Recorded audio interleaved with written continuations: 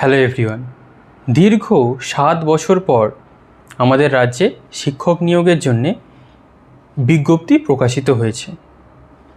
পুরোপুরি অর্থে বিজ্ঞপ্তি এটা কিন্তু বলা যাবে না। কেন বলা যাবে না?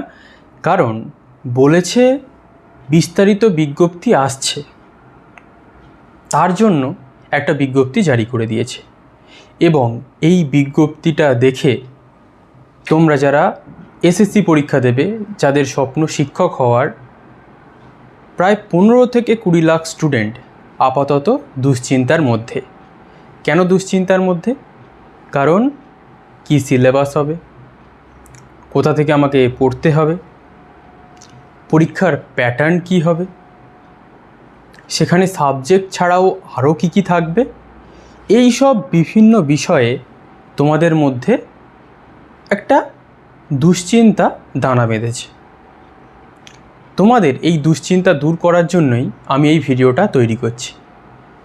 কারণ কিছু ইম্পর্টেন্ট কথা যারা তোমরা নতুন পরীক্ষা দেবে তাদের জানা উচিত। যারা কম্পিটিটিভ পরীক্ষায় হয়তো নতুন, যারা হয়তো জীবনের প্রথম এত বছর ধরে বিএড করে আসার পর এই প্রথম একটা পরীক্ষায় বসার সুযোগ পাবে। কারণ 7 বছর অনেকটা সময়, প্রায় একটা দশক। কিন্তু যেহেতু তোমাদের হাতে কোনো উপায় নেই, তোমরা শিক্ষক হওয়ার জন্যই বিএড পড়েছ, তোমাদের স্বপ্ন শিক্ষকত করার, আমি বলবো এই মুহূর্তে দাঁড়িয়ে আমার সাজেশান হবে জাস্ট কাম ডাউন, রিল্যাক্স।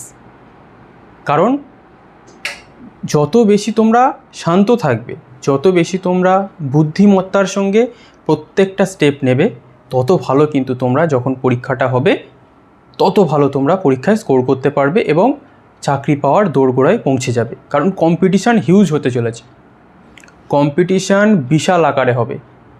এত ছেলে মেয়ে বসে আছে, প্রায় 7 বছর পরীক্ষা হয়নি, 7 বছরে কত লাখ লাখ বিএড ক্যান্ডিডেট পাশ করে বসে আছে।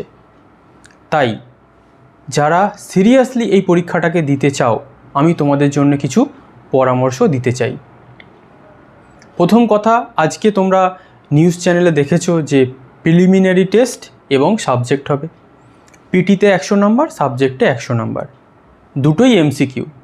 আমি এটা আশা রাখবো যারা তোমরা এসএসসি পরীক্ষার্থী আছো, তোমরা সাঁওতালি মিডিয়ামটা দেখে মোটামুটি একটা পড়াশোনা তোমাদের জারি রয়েছে, মানে তোমরা কন্টিনিউ করছো। যেমন পড়াশোনা করছিলে ঠিক তেমনই পড়াশোনা করতে থাকো, শুধুমাত্র দুটো জিনিস বাদ দিয়ে। এক, যে কম্পালসারি ইংলিশ আর কম্পালসারি বাংলা ছিল, ওই দুটো টপিক বাদ দিয়ে তোমরা মোটামুটি যেমন পড়াশোনা করছিলে ঠিক তেমন পড়াশোনা করতে থাকো। প্রিটিতে অলরেডি এমসিকিউ হতো, তোমরা জানতে, সাঁওতালি মিডিয়ামে হয়েছিল। কিন্তু সাবজেক্টে 2 নম্বর হওয়ার কথা ছিল, কিন্তু ওটাও এমসিকিউ হয়ে যাচ্ছে। কিন্তু তাই বলে কি আমরা দুশ্চিন্তার মধ্যে পড়ে যাব? না, আমরা দুশ্চিন্তার মধ্যে পড়ব না। তোমরা সাবজেক্ট যেমন পড়ছিলে ঠিক তেমনই তোমরা সাবজেক্টটাকে পড়তে থাকো। হয়তো তোমরা 2 নম্বরের কোয়েশ্চেনে বেশি ফোকাস করেছিলে, এবার যার যা সাবজেক্ট সে আগের যে সিলেবাস ছিল সেই একই সিলেবাস সম্ভবত থাকছে, বেশি হেরফের হবে না। সেই সিলেবাস অনুযায়ী টেক্সট বই পড়তে আরম্ভ করে দাও। কারণ টেক্সট বই ছাড়া যে সাবজেক্টেরই হও না কেন, ওই পার্টিকুলার টপিকের পার্টিকুলার টেক্সট বই ইজ দ্য বেস্ট। এর বাইরে ভালো কিছু হতে পারে না। কারণ যদি এমসিকিউ থাকে, খুঁটিয়ে খুঁটিয়ে পড়তে হবে। কারণ এটা তোমার সাবজেক্টের টেস্ট, তোমাকে কোথা থেকে কোয়েশ্চেন করবে বলা যায় না। তাই টেক্সট পড়ে রাখলে, সে যার যা সাবজেক্ট হোক, টেক্সট পড়ে রাখলে, বিষয়বস্তুটা জেনে রাখলে তোমার কিন্তু 100 নম্বরের মধ্যে স্কোর করতে অনেকটা সুবিধা হবে। কাট অফ কিন্তু হাই হবে, কারণ সবাই রেডি, প্রত্যেকে কিন্তু রেডি। যে যার সাবজেক্টে অনেকটা টাইম পাবে এখন থেকে। এক্ষুনি পরীক্ষা হচ্ছে না, এখনও প্রায় 5-6 মাস বাকি রয়েছে পরীক্ষা হতে। তাই টাইমটা সবাই অনেক পেয়ে যাবে। এই টাইমটা যে ভালো কাজে লাগাবে সে কিন্তু গেনার হবে। যে ওই কী হবে এই রকম দ্বিধায় থাকবে, সে কিন্তু কোনো দিনই সফল হতে পারবে না। তাই সাবজেক্ট যে যার পড়ছো সেটাকে স্ট্রং করতে থাকো, আগের সিলেবাস অনুযায়ী পড়তে থাকো, সাবজেক্ট স্ট্রং থাক। এবারে আসা যাক পিটিতে। পিটিতে তোমরা জানো জিকে, ম্যাথ আর ইংলিশ। জিকে বেশি ফোকাস করো হিস্ট্রি, জিওগ্রাফি, পলিটি, এই তিনটের ওপর। এবং পরীক্ষায় যখন তোমরা বসবে তার আগে একটা কারেন্ট অ্যাফেয়ার্সের যে কোনো পিডিএফ তোমরা 1 বছরের দেখে নেবে, এনাফ। জিকেতে এইটুকুতে এনাফ। ম্যাথে আমি পরামর্শ দিতে পারছি না, কারণ কি, ম্যাথ আমার সাবজেক্ট নয়। আর একটা কথা গুরুত্বপূর্ণ বলে দিই, ম্যাথ আর ইংলিশ দুটো স্পেশালাইজড টিচার ছাড়া কখনোই কারোর কাছে ভর্তি হবে না বা পড়বে না। ম্যাথ স্পেশাল, যে ম্যাথের অনার্স টিচার ম্যাথ পড়ায় একমাত্র তার কাছেই পড়বে। ইংলিশের ক্ষেত্রেও তাই, কারণ ইংলিশে কিন্তু সে কম্পিটিটিভ পরীক্ষায় পড়ানোর যোগ্যতা এখনও অর্জন করতে পারেনি, পরেও পারবে না। কারণ ইংলিশ সে যদি অনার্স না পড়ে, ইংলিশ যদি এমএ না পড়ে, ইংলিশে সে যদি স্পেশালাইজড না হয়, তার পক্ষে ইংলিশ ল্যাঙ্গুয়েজটা বোঝাটা খুব টাফ। তাই ইংলিশ আর অঙ্কটাকে কোনো তাই একটা স্টাডি মেটেরিয়াল কোনো বই থেকে বা কোনো কিছু থেকে, আমি ইউটিউব থেকে এরকম করে পড়ার কোনো প্রয়োজন নেই। ইউটিউবটাকে তাহলে আমরা কিভাবে কাজে লাগাতে পারি? ধরো ম্যাথ, যেসব টপিকগুলো রয়েছে, কোনো একটা স্পেশাল ম্যাথের টিচার, অনেক ম্যাথের টিচার ইউটিউবে পড়ায়, তাদের তোমরা প্লেলিস্টগুলো ফলো করতে পারো। সেই সব টপিক যেগুলো রয়েছে এক এক করে ফলো করতে পারো, যারা প্রাইভেট টিউশন নেবে না, শুধুমাত্র ইউটিউবের ভরসায় থাকবে। একটা টিচার অনেক কিছু পড়ায়, তার কাছে কোনো দিন পড়বে না। একটা টিচার বিশেষ করে ম্যাথ আর ইংলিশ, শুধু ম্যাথ আর ইংলিশ পড়ায়, সেই সব টিচারকেই বেশি ফলো করবে।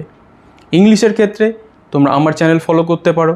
প্রত্যেকটা টপিক বেসিকটা আগে ক্লিয়ার করে নাও, তারপরে অ্যাডভান্স লেভেলে উঠবে, কারণ ওখানে একটা পার্ট খুবই গুরুত্বপূর্ণ রয়েছে, এরর কারেকশান।